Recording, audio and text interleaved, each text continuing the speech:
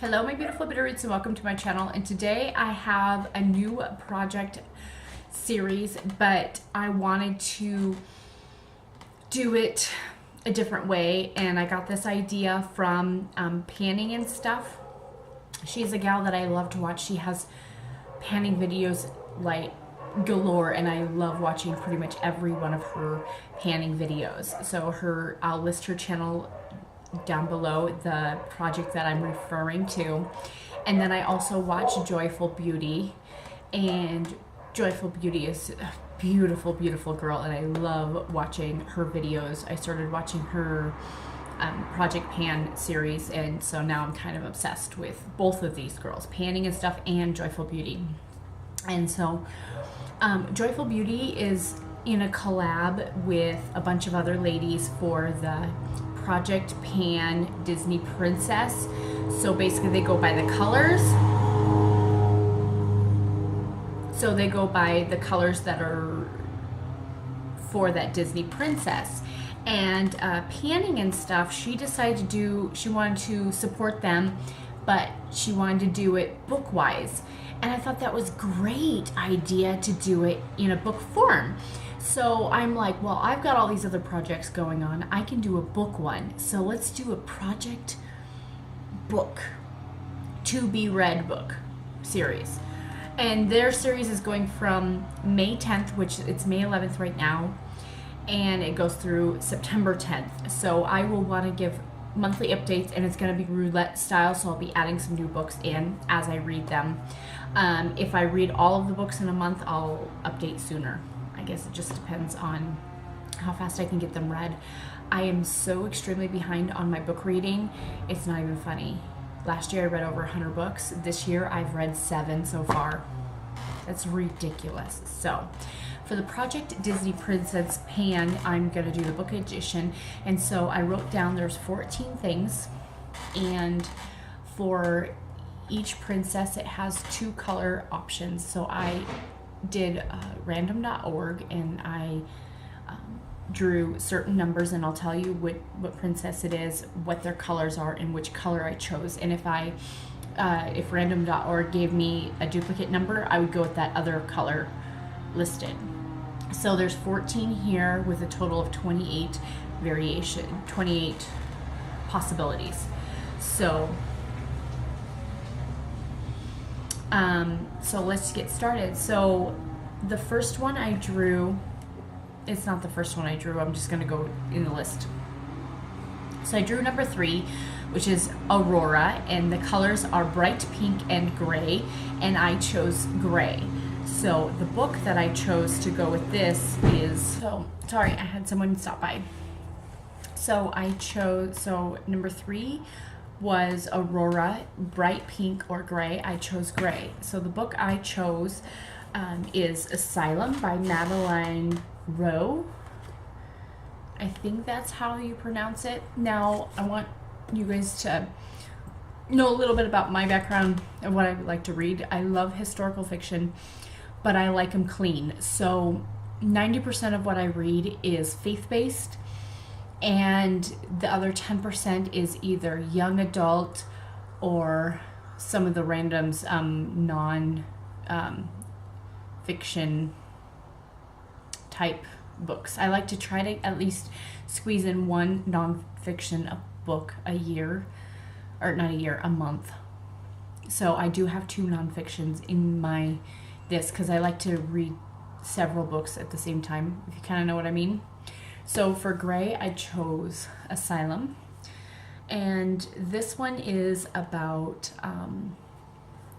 a guy he's 16 years old, and he's checking out of college for the first time. So he's staying there for the summer, and he's put in this old sanatorium that's now been converted into a dorm, but weird things have been happening, and so it's something that I've been really excited about reading. For 16-year-old Dan Crawford, the New Hampshire College Prep program is a chance of a lifetime, except that when Dan arrives, he finds that the usual summer housing has been closed, forcing students to stay in the crumbling Brookline dorm, formerly a psychiatric hospital.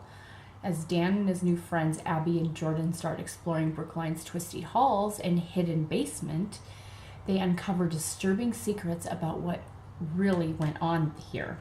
Secrets that link Dan and his friends to the asylum's dark past, which is kind of the twist I was kind of hoping for, because it turns out Brookline was no ordinary psych ward, and there are some secrets that refuse to stay buried.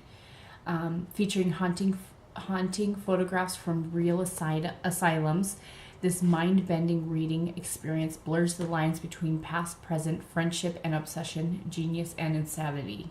Don't miss this spine-tingling sequel called Sanctum. And I'm super excited about that. But I wanted to show you some of the pictures that are in here. They're pretty creepy. You know, things like that. It's a guy sitting there in shackles, you know. Just actual real photographs and stuff. So this one is my number one to read for right now, because I need to get this back to my best friend and my god baby who is waiting for it. So I got to get on to reading it. Next one is number 6, and number 6 is Elsa, and that's ice blue or black, and I chose black. I highlighted the color that I was going to use. So for black, I chose this one because the main focus on here is black. This is called You Gotta Keep Dancing. This is my nonfiction pick, and it's in the midst of life hurts, you can choose joy. And so this is something that I'm wanting to read because of my illness and stuff like that. So this is stress, disappointment, heartache, hurt are all part of the human condition, but while pain is unavoidable, misery is optional. Freeing the message of you gotta keep dancing is that no matter what your circumstances, with God's help, you can choose to be joyful. So this is my black or my Elsa choice. So the next one here is number 9, which is Moana, which is the newest Disney princess. And the colors are coral or tan. And as you can see, I chose coral. And so I'm using, this one I'll have to insert picture. This one is A New Day Rising by Lorraine Snelling. I'm actually just started this book, so I was kind of hoping I'd draw a color that would kind of go with this book so I can add it into this project since I'm already reading it. And I'll insert a thing because it is on my Kindle. So 2 of my books are digital, but one of them is going to be coming in paperback form to me. So, okay, so A New Day Rising is Red River of the North. It's the second book of the series by Lorraine Snelling. I love her books. She's a great Christian fictional author. Like, again, I love historical fiction, especially in the 1800s, Civil War type era, but I'll read anything basically that's historical fiction, but I don't like to read anything past 1930s because it's not really that stretch of an imagination for me. I like stuff that really makes me have to think about the era because I don't live in that era. It says their dream of their farmstead in a good life in America has brought Roald and Ingeborg Bjorklund across the Atlantic to pioneer the virgin prairie of the Dakota Territory. Roald's tragic disappearance in a winter storm has turned Ingeborg's dreams into a living nightmare. Against nearly impossible circumstances and overwhelming grief, she struggles to keep the farm and her family together. So that's just kind of a little snippet of that, and I will give you more of my review, and I will also list my Goodreads profile down below. So if you're curious to see what I've read in the past, what I've read so far this year, and what I'm currently reading, you can keep tabs on that and my reviews if you would so choose to read them. So there's that one. And then the next one is number 10, which is Milan. And Milan is green or blue, and I chose green. And this one is, another one. This one is With You Always by Jody Hudland. And the cool thing about this book is I pre-read for Jody Hudland all the time. I've read all of her books except for one, and then this newest one that's coming to me in the mail. But basically I have an option of reading a digital copy, but my paperback copy is being mailed to me soon. So I don't know when I'll be getting it, but hopefully I'll be able to start reading the digital copy soon, because I absolutely love Jody Headland's books. So this one is called With You Always. It's her newest series. By the way, I absolutely love her young adult books.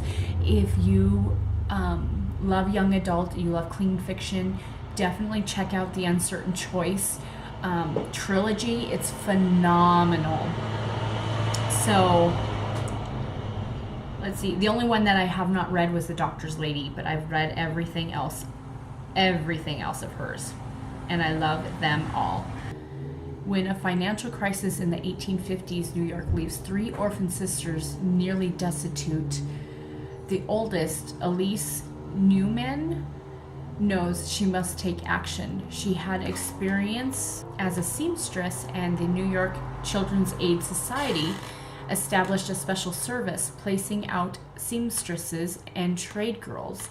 Even though Elise doesn't want to leave her sisters for a job in Illinois, she realizes this may be their last chance. So I'm not going to read any more about that, but I'm super duper excited about reading this newest book by Jody Headland. Again, I've read all of her books except for The Doctor's Lady, the only one that is still in my to read. But I love Jody. I've been pre-reading for her for years now, and my daughter also pre-reads for her too, so for her young adult, and so she is phenomenal. You love clean historical fiction, check her out. When I read books, let's go back to here. When I read books, I want them like 95% clean. I don't like swearing. This has mild swearing in it. Very mild swearing in this. But so far, I've started reading a little bit of it. So just keep that in mind. I prefer not to have any swearing or any sex in scenes. I will not read them. That's just my choice. But so this is about as crazy as I get when it comes to books. This is very mild language in here so far. So I don't mind that as much. 12, which is Rapunzel, and the colors are purple or lavender, and I chose purple. And for that one, I chose this one, A Greater Glory by James Scott Bell. This is a series that I've been wanting to read, and so this is the first one of the series. Of course, there's purple everywhere in this book. So this one is her calling to pursue justice in its purest form to the very best of her ability. The realm of law has long been in the hands of men, but Kit Shannon is determined to forge her way and represent truth for those who desperately need it. So that's pretty cool, and it's based in LA. Her struggle it takes up a cause of society, women who fears the dark past will be exposed. So it looks super good. James Scott Bell, I think, co-authored with Tracy Peterson. She's like my #1 favorite author, and I have like 80 of her books. Just saying. Tracy Peterson, if you're ever watching this, and I doubt it, but I want to be on your launch team so bad. But there's that. Next one is number 14, and number 14 is Tiana, and the choices are pale green or cream, and I chose cream. And so I picked The Secret of, sorry, there's people outside making a lot of noise. Anyway, so I chose The Secret of Pembroke Park by Jody Klassen. This is a massive book. This has 560 pages, so this one's gonna be a while to get through. Whoa! Hello. So this had this inside the book, and I know Misty, so I might just pass it on to her. That's funny. I bought this book used, so there was a bookmark in there. So this one is Abigail Foster is the practical daughter. She fears she will end up a spinster, especially as she has a little dowry. And the one man she thought she might marry her seems to have fallen for her younger, prettier sister. Go figure. So, facing financial ruin, Abigail and her father search for more affordable lodgings until a strange solicitor arrives with an outstanding offer. Sounds really good. Super excited, but as you can see, cream bonnet, cream colors everywhere in this book, so that's why I chose this one. And the last one is number 7, which was Jasmine, and the colors were turquoise or gold, and I chose gold. And so this is my other non-fiction book, and I chose The Bait of Satan by John Bevere. And I read this in 2015, so 2 years ago. So I would like to read it again. It's a really good book about letting go of offenses and not letting people offend you. So it's living free from the deadly trap of offense. This is amazing, and I really, really highly recommend this if you are looking for a faith-based nonfiction book. And you know, The Bait of Satan exposes one of the most deceptive snares Satan uses to get believers out of the will of God: offense. Most people who are ensnared by the bait of Satan don't even realize it. Don't be fooled. You will encounter offense. It will be up to you on how it'll affect your relationship with God. Your response will determine your future. If offense is handled correctly, you will become stronger rather than bitter. So this is my second nonfiction book that I chose. So that is 7 books. They were picking 5 to 7. I decided to do 7, but if my next update, whatever I finish, I will roll in more books to choose from, because I don't like to be like sandwiched in. I never have like an actual book to read pile. I just go and I glance and I just pick something that tickles my fancy. So because I've been so extremely busy, I have not been able to read like I normally do. So hopefully this will get me into reading more. Sorry about all the noise. The door is open. So here are my 7 choices. I hope you guys enjoyed this. Like I said, the With You Always by Jody Hudland, the actual paper book will be mailed to me, but I'm going to see if I can get the digital copy first so I can start reading it before my paper copy comes, because I actually prefer to have a paper copy in front of me. So thank you guys for joining me in this, and I would love to see other people do this with me. So thank you guys for joining me, and I'll see you in my next video.